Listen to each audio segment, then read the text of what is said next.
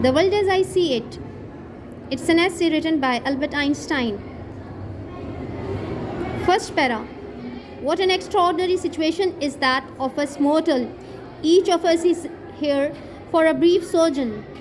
For what purpose he knows not, though he sometimes thinks he feels it. But from the point of view of daily life, without going deeper, we exist for our fellow men. In the first place, for those on whose smiles and welfare all our happiness depends. And next, for all those unknown to us personally, with whose destinies we are bound up by the tie of sympathy. 100 times every day I remind myself that my inner and outer life depend on the labors of other men, living and dead, and that I must exert myself in order to give in the same measure as I have received and I am still receiving.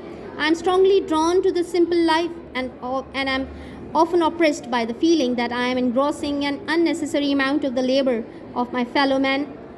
I regard class differences as contrary to justice and in the last resort based on force. I also consider that plain living is good for everybody, physically and mentally.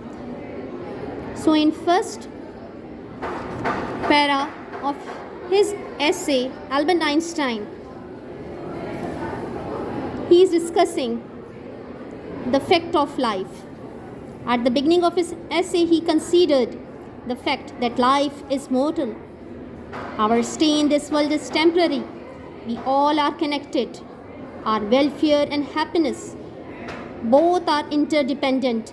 Similarly, people who are unknown for us, we are bound up with a tie of sympathy with them. Every single time I made myself realize that my life is dependent on others. What I am getting in my life is my due responsibility to return to others. I strongly advocate simplicity in life. I often feel burdened when I show unintentional concern for my fellow human beings. In addition, I disregard class discrimination as it is contrary to justice. I advocate simple life is not only good for mind but for whole. So this is the summary of first paragraph of Albert Einstein essay, The World as I See It. I hope this will be informative for you. Thank you, students.